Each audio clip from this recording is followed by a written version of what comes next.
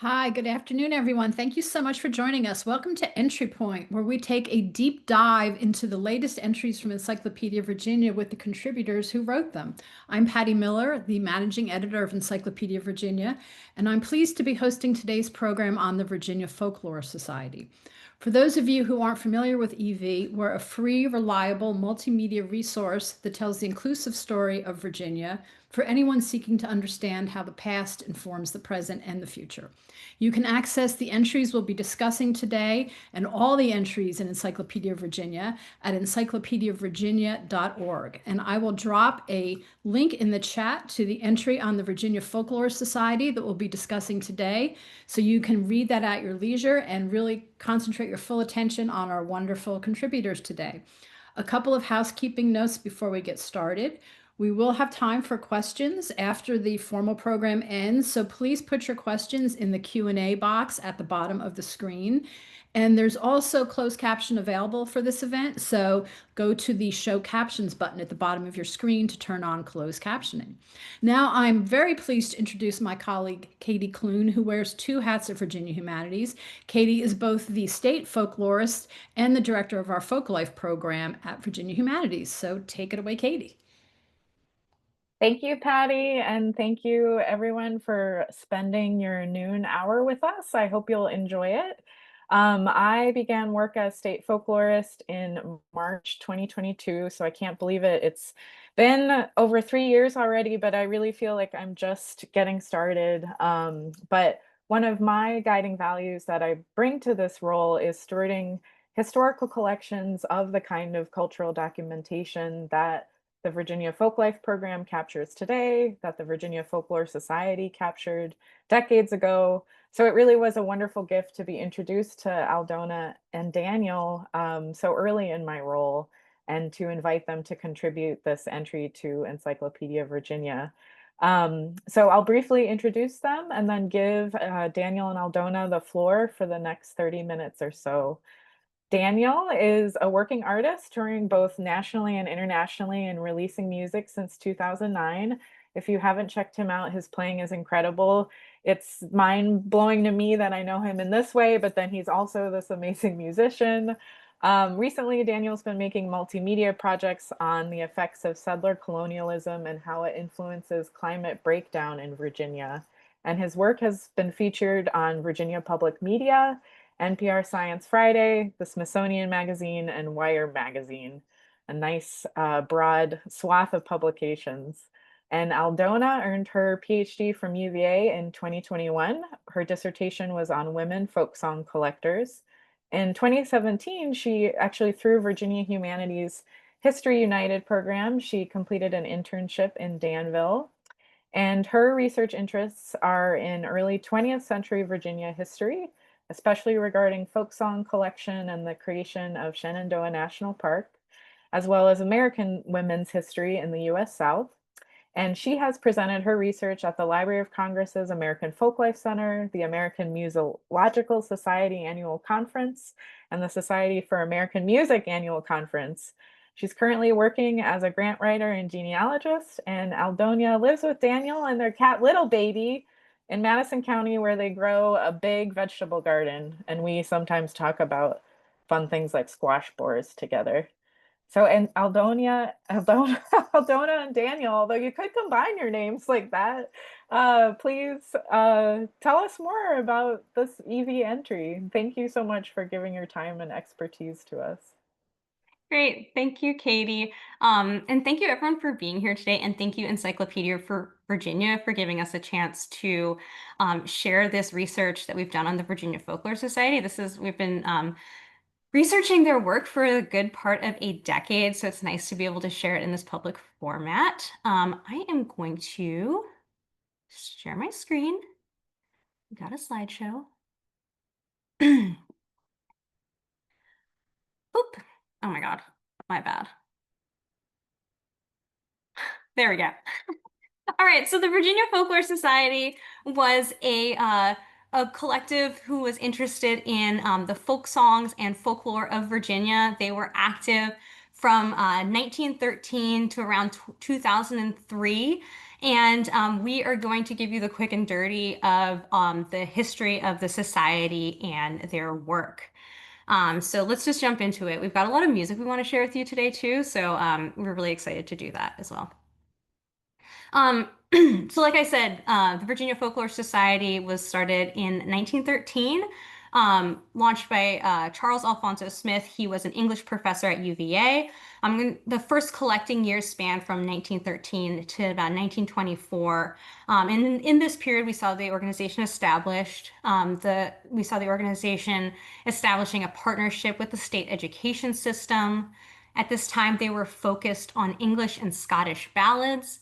And they in this period, collected versions of 51 ballads and collected songs from all 100 counties of Virginia. And this period of work culminated in the publishing of Traditional Ballads of Virginia in 1929.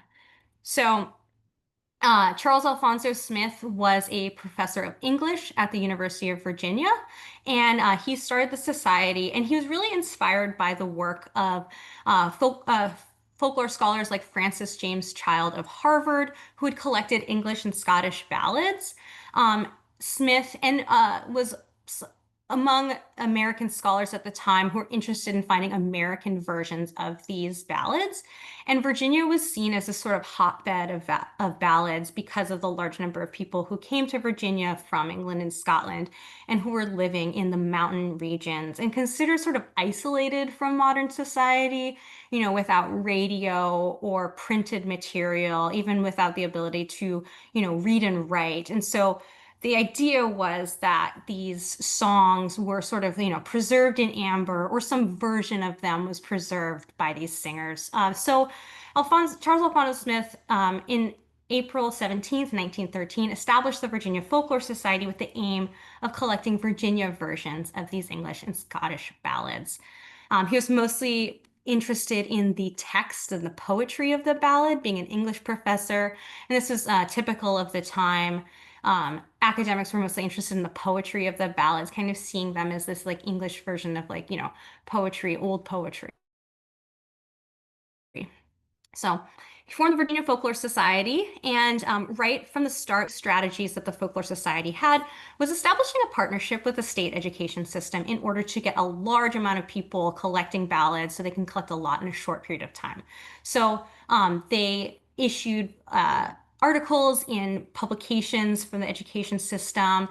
They created ballad clubs at the state normal schools, which trained teachers, really did a lot of work to kind of get the word out that this society was starting and that teachers could aid in the collection efforts. And, this was strategic, in part, the large number of people, and also because teachers were teaching in rural places where they hoped to collect ballads, and were directly in contact with their students and their families, directly involved with the informants who might know these tunes.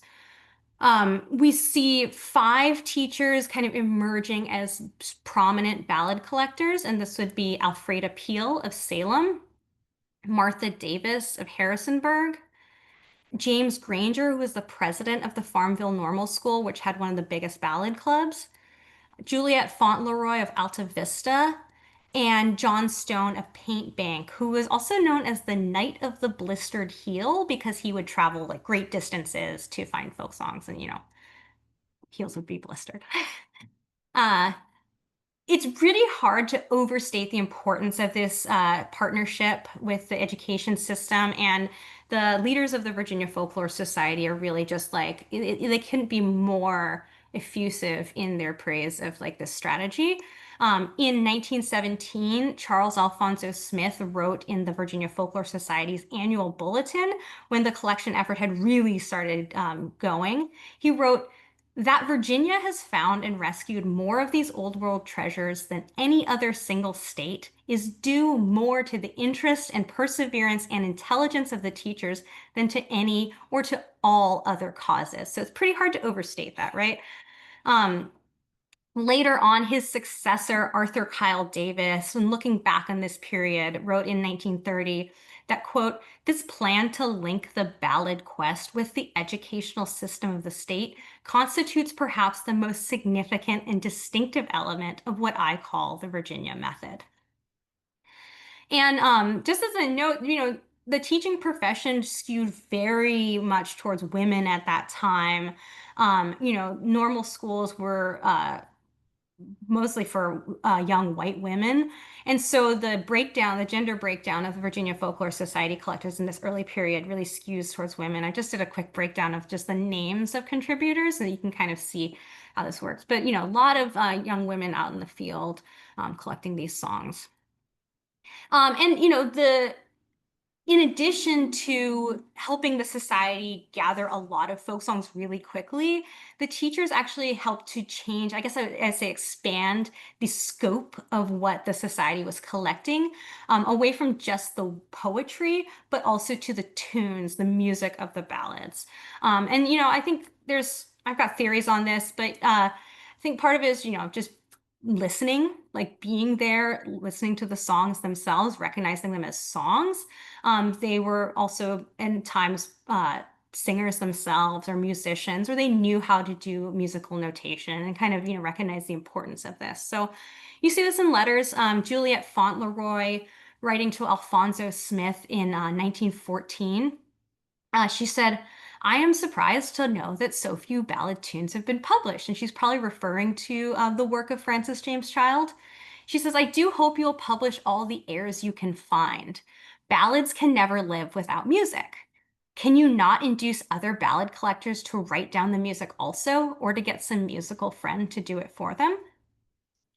And later on, Alfreda Peel also wrote to Alphonso Smith when they were thinking about, wrapping up the collection and getting it published.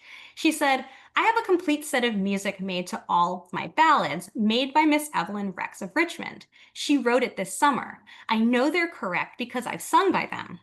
Don't you want the music before you have your book printed?" And in the archive of the Virginia Folklore Society, there is just a huge amount of these handwritten, like hand notated ballad tunes. I'm just going to kind of go through this really quickly, but you can kind of see just a wide variety of uh, handwriting, different papers. So it's clearly like a lot of different people notating these ballads over time. I'm just going to kind of click through these to give a sense of the scope. Okay, and then all of this work culminated, I should say, in this period, Alphonso Smith passed away, and his ownership or like leadership of the society passed to Arthur Kyle Davis. When Davis took over, his immediate work was compiling all of the collection that had been done and publishing it as traditional ballads of Virginia, which they published in 1929 for UVA Press. At the time, Davis called it the, quote, "largest and richest collection of authentic ballads so far brought together in any single state or in any one ballad locality in America." And he said 51 of those original ballads had been rescued. And of these 51, some 650 versions or variants or fragments. And he also noted that tunes had been recovered for all except 7 of these 51 ballads and for some various tunes. So it's quite a big, it's a really impressive collection of music. I'm going to share some recordings. Caveat, these were recorded after Traditional Ballads of Virginia was published, but I've gone through the recorded music and picked out some recordings that were made later, but were of the singers and the songs, the versions of the songs that are in Traditional Ballads of Virginia. So I'm going to play this, and listening to it, you can kind of imagine that, you are one of these collectors hearing this from the singer themselves. Way down yonder,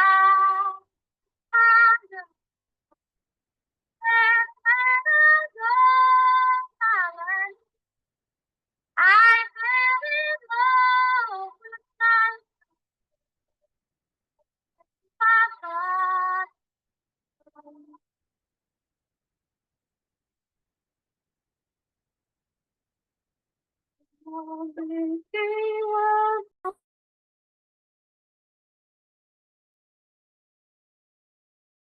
That's okay.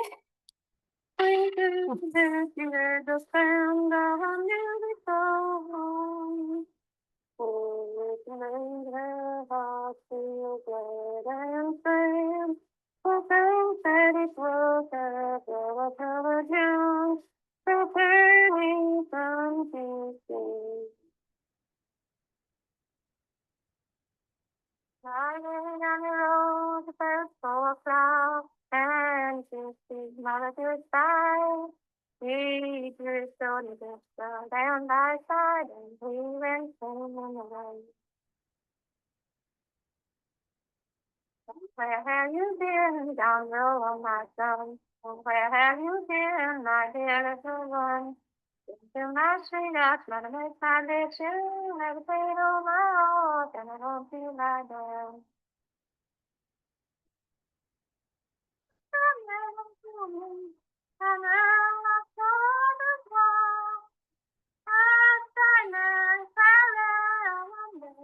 I bring the brown girl to your house tonight. Brown girl now. So I find on my own song. So bring the brown girl home. You have answered these questions now. Sing 99 and 90. Oh, you are God, you're not my own. And you're the Jesus body.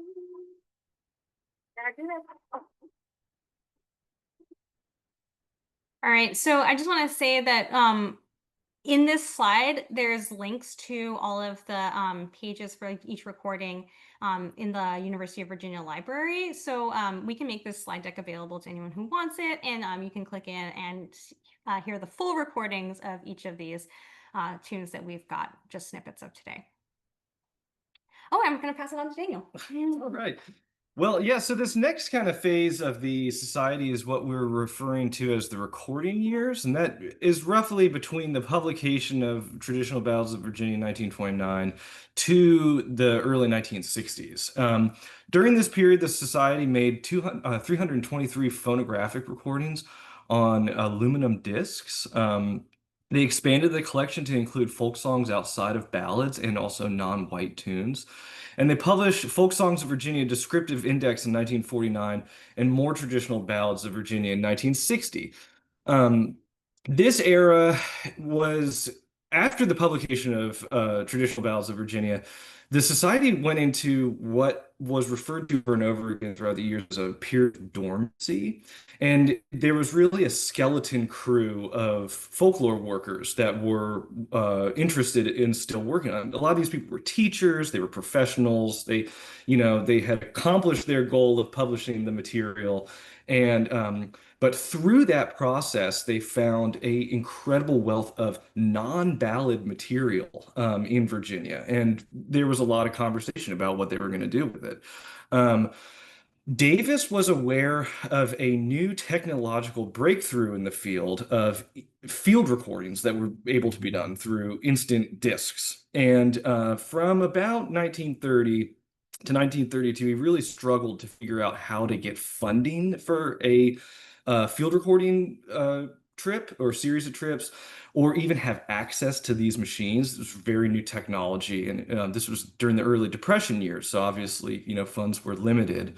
But as he said later in the 1940s, a collection of phonographic recordings of genuine folk singers would preserve both text and tune united, and would supply an objective performance available for frequent repetition if necessary, against which any musical notation might be tested. So you can really see that their goal was capturing some of the more intangible aspects of the mountain singers that they could not get through written or text, really. So like I said, he struggled. Here's some of the speakerphone machine he was not able to get access to. Professionals trying to get access to this machine, but in 1932, Davis had a breakthrough. These are the specs for the Fairchild recording device, and Davis applied for a grant through the American Council of Learned Societies, and he was able to acquire the use of this machine through a shared partnership with another professor, Lorenzo Dow Turner from Fisk University, who was doing research on the Gullah Geechee linguistic studies in the South Carolina Low Country and the Georgia Sea Islands region. And so it is remarkable, but in the UVA collection, we have discs of Professor Turner going to New York, getting the machine, testing it out, and then also the interaction that they had of exchanging the machine. They would either send it back to each other through the mail, or they would meet in a hotel in Raleigh. We also have recordings of that.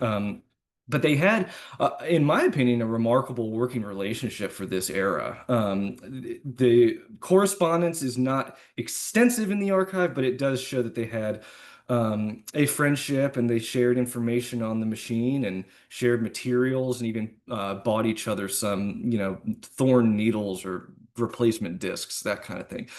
So when Professor Turner was done and passed the machine on to Davis, he got to work. You can see from this map of the recording locations that the eastern Piedmont fall line region and the Tidewater and Eastern Shore are neglected. And we do have some thoughts on that, but we won't share those right now. But you can see that the Western Piedmont region and the mountain regions of Virginia were really where the recording was being done.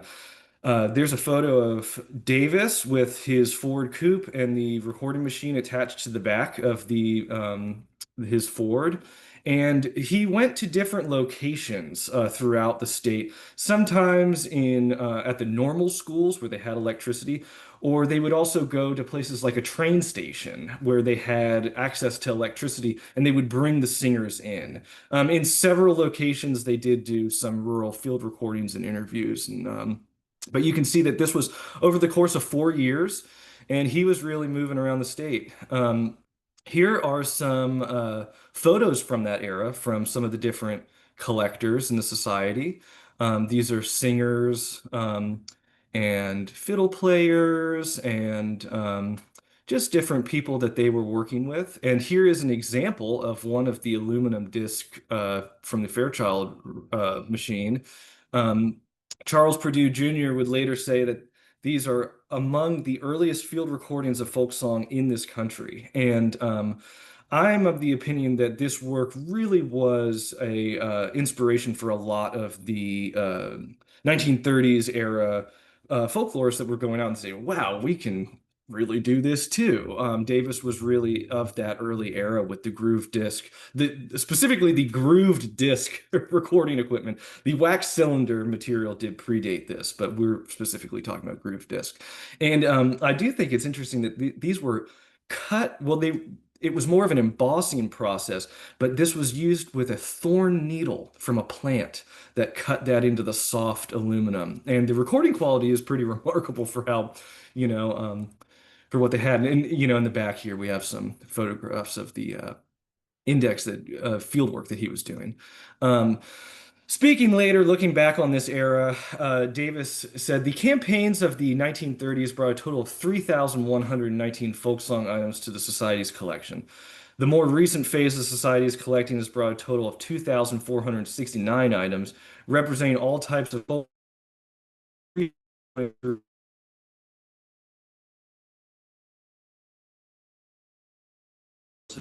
tales, riddles, proverbs, signs, and superstitions have been received. And that is all in the archive. And there's quite a bit of work for other researchers who are interested in this material of just that stuff. And later on, we'll get into that in a minute.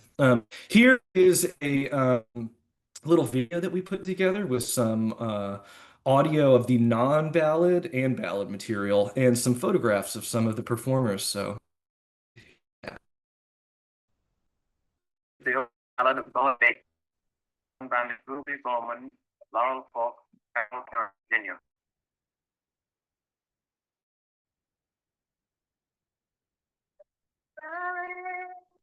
Lived in England, and an only son had he. He never 30 times a day, till him take a vow with John Lacey. This ballad is called Far Panel Panel, sung by Mr. Abner C.C. Alphavista, Campbell County, Virginia. Goes there the white dog faithful, goes there to him all in dawn, for I never did ride from Far Panel Town, home with such aching heart. This song is called Sweet Sand, sung by Mr. Miller of Back Creek, Roanoke County, Virginia. In trouble, in every degree, sorrows are plenty, no pleasure for me. These are two old-time fiddle tunes, Cabin Creek, Pocket Deer, played by Bill Sheila, Otto Sheila, Meadows of Band.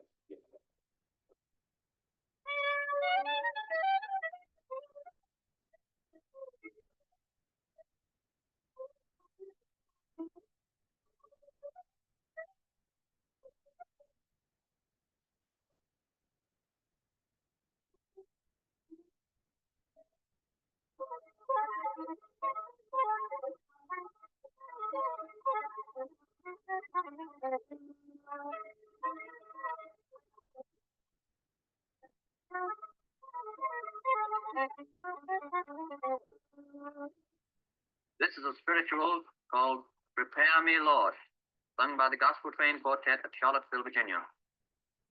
Prepare.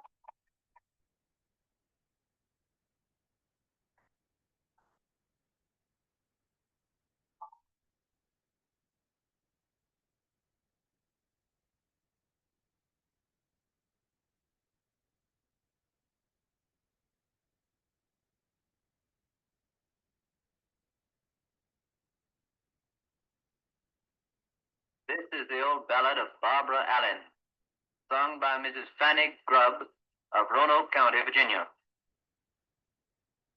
Was the 14th day your first name, when the birds were sweet living, with young and old, for the love of God. This song is called Gospel Train, sung by Carter Wick, Charlottesville, Albemarle County, Virginia. My mother and father, they had a hard time, but now they're sitting down. My mother and father, they had a hard time, now they're sitting down.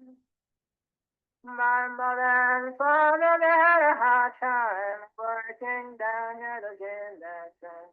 They got a home in the kingdom, now they're sitting down.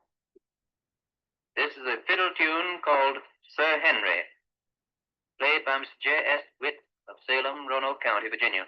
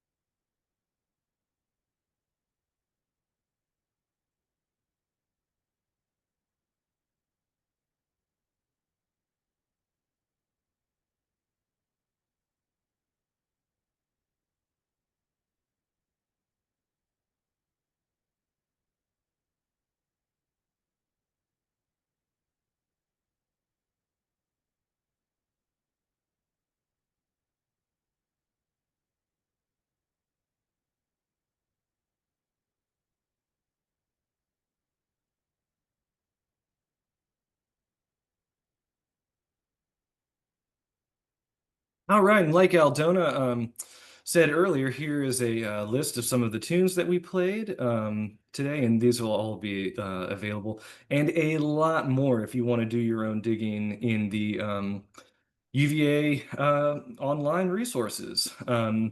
So kind of moving forward, after this period, another period of dormancy for the society. World War II kicked off. Resources were again hard to manage, but there were people that were in the community that were interested. Fred Knobloch of Crozet, Virginia, did some of these instant discs. I believe they're called the Wilcox Gay instant discs. So he did those in the 1940s. He also came back in the 1960s and did tape recording material in Southwest Virginia, and he was working down there. There was also in the 40s and 50s UVA student interest in folklore material, including the famous folk revivalist Paul Clayton Worthington, who was a student of Davis and was inspired by his own to do his own folk work in the counties around Charlottesville.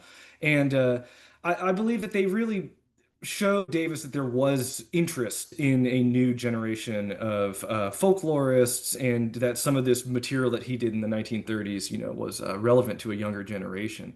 All of this from the 1936 to the early 1960s, kind of came together in this more traditional ballads of Virginia book. And Davis really did, before his death in 1972, experience a brief revival of interest in this material.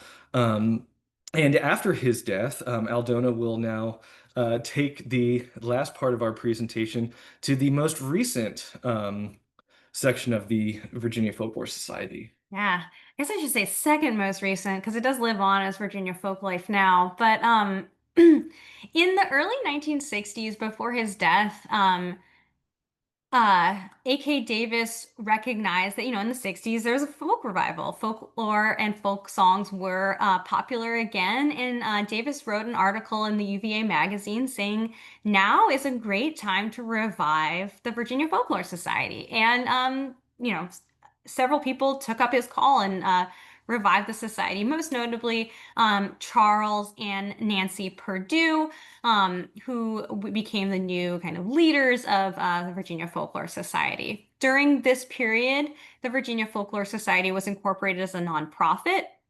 The Perdue's gathered all of the materials from the earlier period and archived and stored them in the UVA library, which, we've obviously benefited greatly from. Thank you so much to the Perdue's for doing that.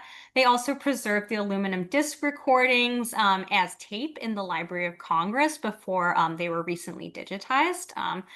And they published the journal Folklore and Folklife in Virginia and held annual meetings with folklore scholars doing research in and about Virginia. So the Virginia Folklore Society actually became kind of more of a gathering place for many scholars to come together and share their work, as opposed to earlier, I guess, when it was sort of a smaller group and they were kind of disseminating outward. They also created the position of Folklife Coordinator at Virginia Foundation for the Humanities, which ultimately led to Virginia Folklife.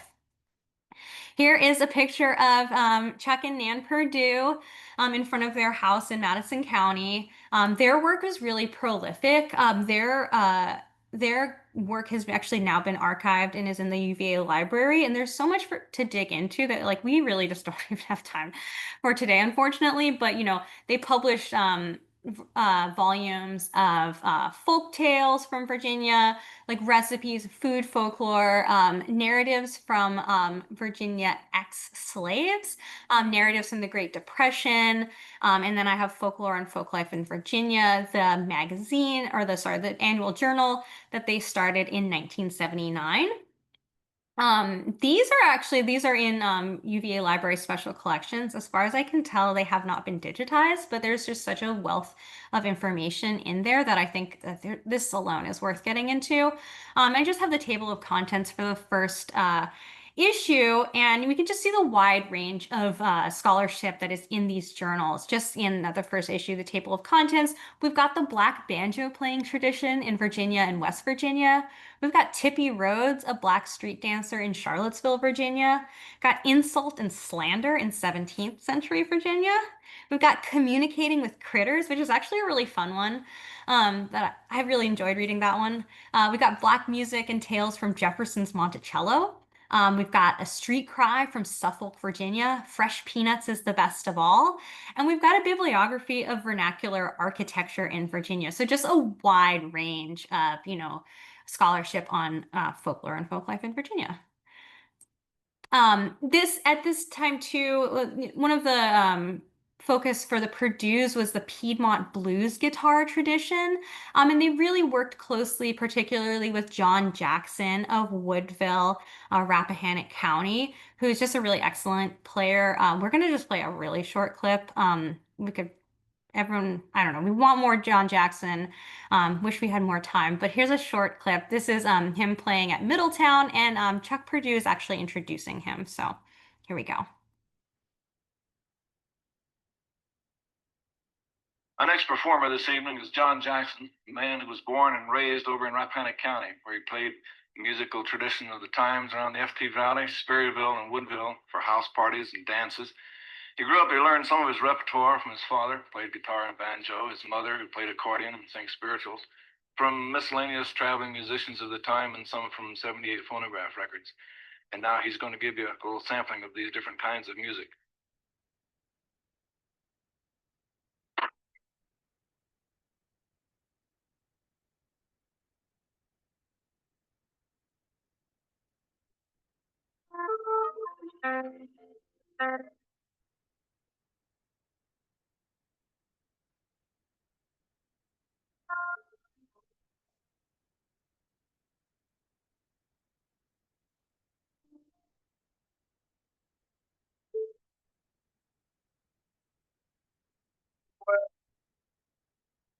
Where your blood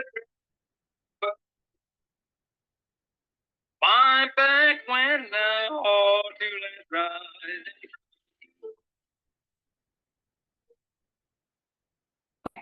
I said it's a way short clip, and I think us want John Jackson for a while.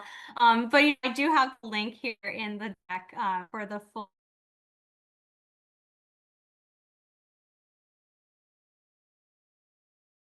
That UVA library has digitized. There we go. So that is really the quick and dirty version of the vast, expansive work that the Virginia Folklore Society did over their almost century in this. It is now living on as Virginia Folklife.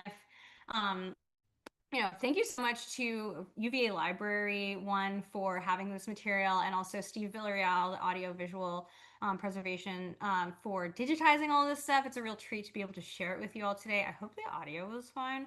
And thank you to Encyclopedia Virginia for having us share this work in this way and having us speak with you today. Hopefully it is not the last time. I think it's far from the last time we'll be talking about the folklore. We're really interested in pursuing this. And here's our email addresses. If anyone wants the slide deck to be able to dig in more, we're happy to share it with you as well. So thank you, everybody. And we'll free to answer any questions now.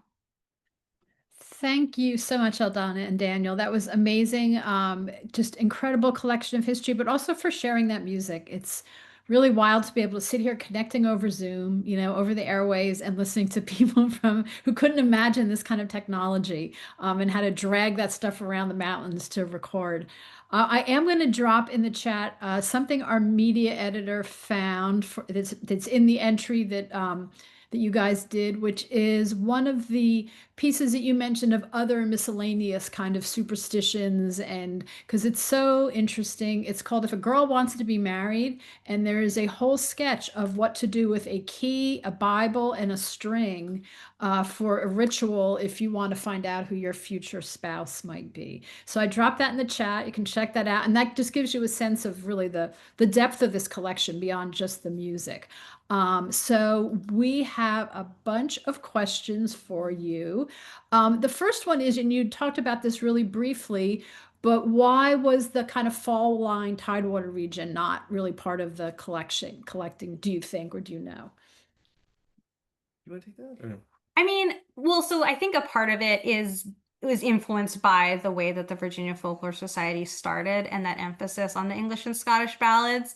In the early collection period, they had made a lot of inroads to singers in the mountain region. And so it was it's a little bit of a easier access point to be able to then go back and ask these singers, okay, cool, well, now we've got a recording machine. Can you do that as well? So I think a lot of it is the connections they had made before they decided to do the recording. Yes, and John Stone and Alfreda Peel especially were doing some field work in the 1920s and kind of urged, Alfonso Smith and later A.K. Davis, that there is a wealth of material in the Middle Peninsula and the Virginia Peninsula, not much mentioned in the Northern Neck, but also the Eastern Shore. But I think that funding was a barrier. And I also believe that during this era, roads were tricky in a lot of that area, and yeah, there are a lot of factors to it. But there is some Tidewater material in the Folklore Society that is written that is worth revisiting as well. And this is, I'm sorry, go ahead. I was just gonna say, I'm seeing so many comments about how we lost the sound. We didn't see while we were presenting. So sorry about that. And if there's opportunities to share the videos and the recordings, then yeah, I think we should definitely do that. And it was actually just, I think the fiddle music cut out a little bit, but most of the rest of it was pretty good. For some reason, it just wasn't, it just wasn't picking it up. But yeah, we'll share that with everyone who wants it. Great. So kind of related question, you mentioned this briefly, but maybe you can explain it for people who aren't kind of familiar with the geography and the kind of immigration patterns to Virginia. But what was the ancestry of these folks that they were recording? Where did they come from generally, their forebears come from, and how did that get here, basically? I think that's a little bit beyond our research. We have done some like ancestry and genealogy research on the singers, but only just like a couple of generations back, in like maybe like the early 1900s to kind of really place them and understand. But yeah. There are some fascinating. I can share there are some fascinating ways that this music found its way to Davis, and one of the performers, I believe his name is George Basil Hall. When we were doing the genealogy work for him, he was an Englishman from Liverpool who was singing cowboy material, and we were wondering how did this Englishman from Liverpool, who has a Liverpool accent, come about singing the cowboy material. And he apparently had married a woman from India. And at the time, that was, kind of not really, English society was not too kind to that. So they took a steamboat to New Orleans and then ended up in New Mexico. And that's where he learned all this cowboy material. And I believe after she died, somehow he made his way to Northern Virginia and was recorded by Davis. But there is I guess I'm sharing that because it is the routes of which these people learned the music is not always a straight line. And it is, even with the material that we would think of as, traditional, is often a very squirrely route of how the people learned it. So, yeah, for other researchers and genealogists, there's a lot of fun material and things to think about with that stuff. I also do want to add, and this is like just a little bit of a tangent from like the genealogy of the singers themselves, but also just like the roundabout way that these songs make their way to the Virginia Folklore Society. One of the recordings we played in the video, "The Far Fannel Town" by Abner Kizee, that was a song that A.K. Davis, he couldn't find evidence of that song anywhere else in the literature.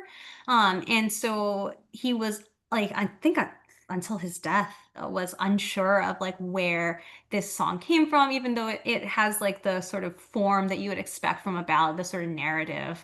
And it was really kind of perplexing. And this was maybe an original Virginia ballad, as far as he could tell. So they wanted to do English and Scottish ballads, but even the the earliest collection, one of the things you see in the submissions to the Virginia Folklore Society is so Alfreda Peel sent in a big notebook full of these songs that she had collected. And you see the marks of the editors at the Virginia Folklore Society kind of going through and saying, this is a ballad, this is not a ballad, this is not a ballad, this is not a ballad, this is not a ballad, this is a ballad. And then so just it gives a sense of just the wide range of songs that was actually being sung in Virginia, which I prompted them to expand in later years. Although I think you did say that as a general rule, most of their forebears did come from the British Isles, broadly speaking, from Scotland, probably England and what we would now call Northern Ireland, and immigrated to the United States sometime probably in the 16 and 1700s. I mean, a lot of these families had been there for quite a while at this point. Absolutely. Speaking of which, so these are two questions we can kind of put together. Are these ballads still being performed and passed down in the same communities, and are any current musicians today performing these old ballads? Well, yes, I think in many cases this is still a living thing. The Texas Gladden's granddaughter, Vicki Miller, has been kind of the keeper of her grandmother's life and music in a lot of ways, and has passed that on to Elizabeth Laprelle, a singer from Southwest Virginia, who is performing this music now. And yeah, I think that I don't know. Do you have any thoughts on that? I was going to say, yeah, Elizabeth Laprelle. Yeah, I mean, I know that this is he's a friend, but Derek Clutterbuck did a version of the Devil's Nine Questions, and it is the Texas Gladden version that most people are singing nowadays. So even that is an example. I mean, I'm sure they heard it with the recording, but these traditions being passed along and the recording facilitating them.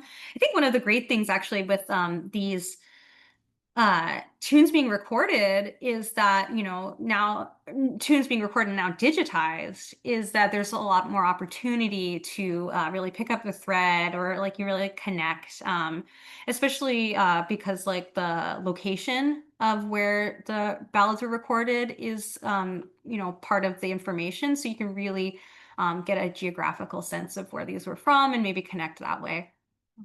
Yeah, there are some very, for people that are interested in the music, there are some very strange variations that one thing I would like to say about the genealogy of a lot of these performers is that I'd say at least a third of these singers were born around the time of the Civil War. And so there is, I don't know how else to put it then, there is an old kind of feel to some of this that was even lost in the 20th century recordings. So if there is anyone who's interested in this stuff, it's worth kind of going through that stuff because there are variations that are not what we think of, the kind of more modern renditions of this material. Yeah, the Barbara Allen that we played in the video that was sung by Fanny Grubb is a melodic variation of Barbara Allen that I don't think we've heard anywhere else. Are there any Not examples? quite answering the question, but No, that's fine. Are there any examples of clawhammer banjo playing in the 30s recordings? There's no, we don't have banjo material. We have guitar, we have a little bit of piano, we have fiddle and mandolin, and we have a lot of solo singing. But for some reason, there's no banjo material. And I know it was out there. I think that it was these field trips that Davis were doing were pretty hard.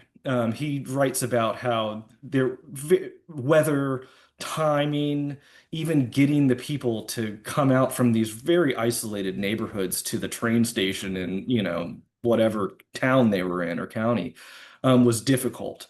So, but I also do, like what Aldona was saying earlier, because the focus was on ballads, they did not explore the wealth of that tradition, but it is there. And I think that the later folklore society material, and especially the Purdue material, does prove, that there's quite a bit of that material in the archive to look at. And Charles Alfonso Smith himself, the founder of the society, was a avid clawhammer banjo player himself. So there's a little bit of writing on that too. Well, and that's interesting because we have a question about Charles Alfonso Smith and his folks. It's kind of fun. He connected with Celia Sharp and Maud Carples during their 1918 trip to Virginia, particularly their visit with the Coffey family at White Rock in Nelson County. Sorry, can you say it again? Or we got a little bit of was Charles Alfonso Smith connected with Cecile Sharp and Maud Carples during their 1918 trip to Nelson County? Absolutely. Yes, yeah, definitely. I think Smith even helped kind of facilitate Yeah. the trip for Cecil Sharp. We've actually reached out to the Cecil Sharp people in England. We're hoping to share some of that material someday with them down the road, because there's quite a bit of Sharp correspondence and notebook material and stuff in the archive. Yeah, and Traditional Ballads of Virginia does have a lot of tunes and texts that were collected by Sharp and Carpels. And so that's in Traditional Ballads of Virginia as well. Okay. Slightly different track of questions. Someone's curious how this music has influenced your own sense of personal community well-being, and in what ways do you see it continuing to nurture the lives of new generations of listeners, both young and young at heart?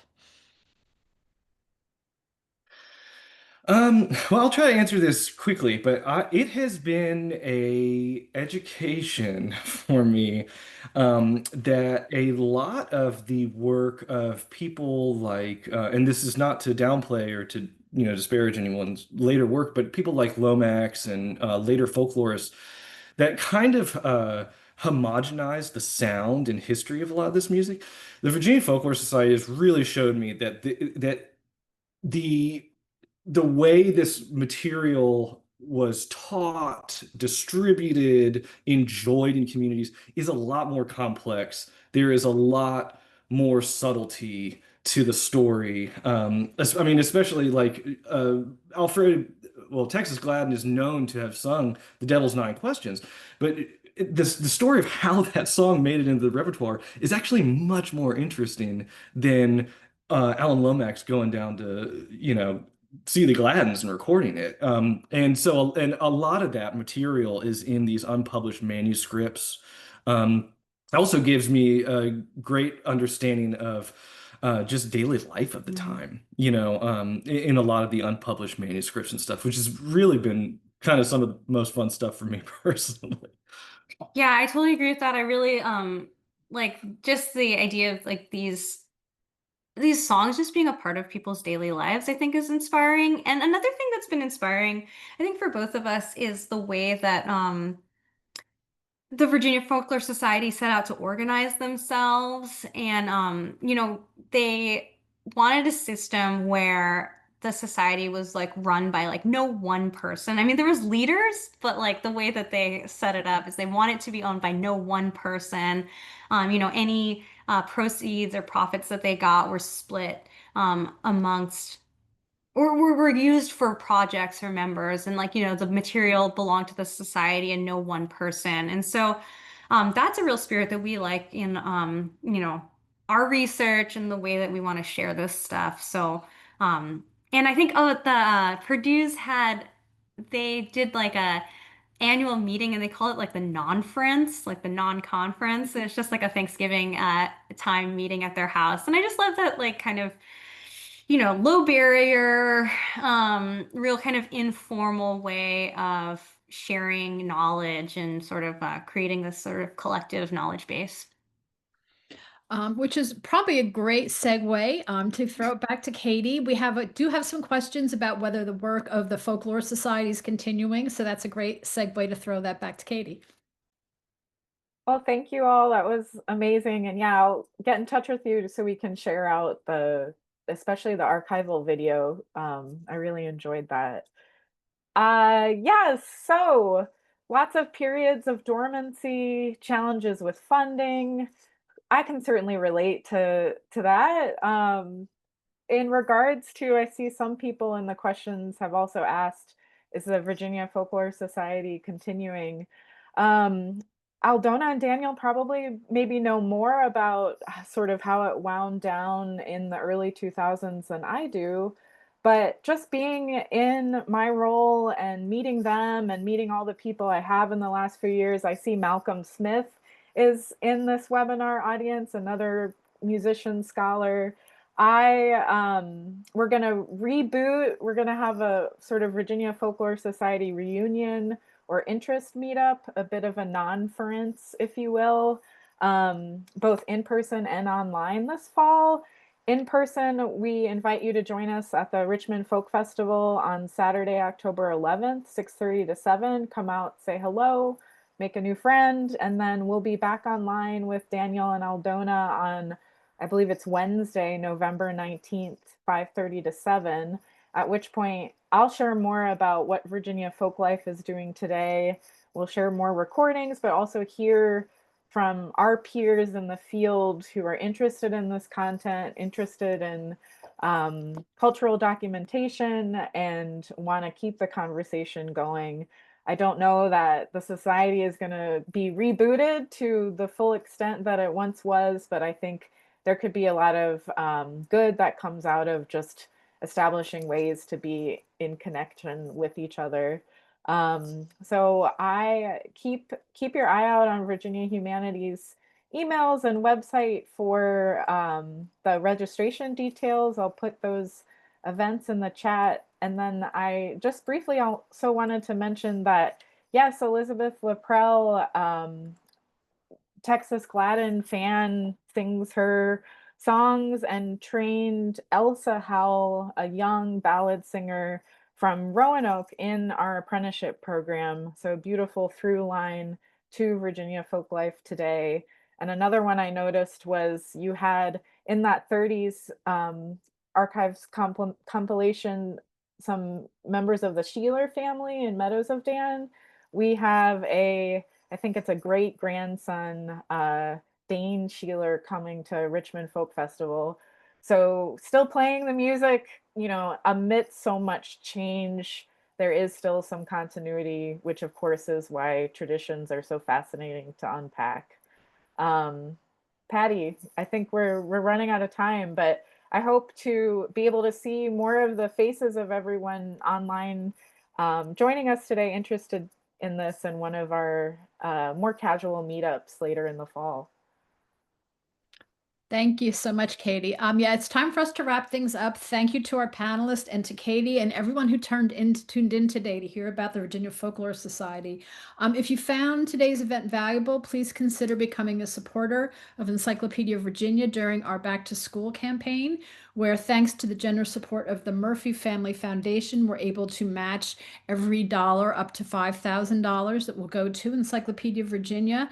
Your donation, thank you for putting that up. Your donation helps us to keep Encyclopedia online at a time of decreased federal funding for the humanities, which has been a real serious impediment to a lot of organizations such as Virginia Humanities who try to keep this culture alive. I just dropped a link in the chat to our Giving Campus at UVA if you'd like to make a donation. And I'm also going to drop a link to our newsletter in the chat. You can subscribe to our newsletter and you can find out about entry points like this, and you can find about new entries that are coming up, including our entry on Texas Gladden, which will probably be published in early 2026. So thank you everyone for joining us. Thank you especially to Aldona and Daniel for sharing their wealth of knowledge in this entry and this amazing music. And we will see you at our next entry point. Thank you, everyone. Thank Bye-bye. you all. Thank you.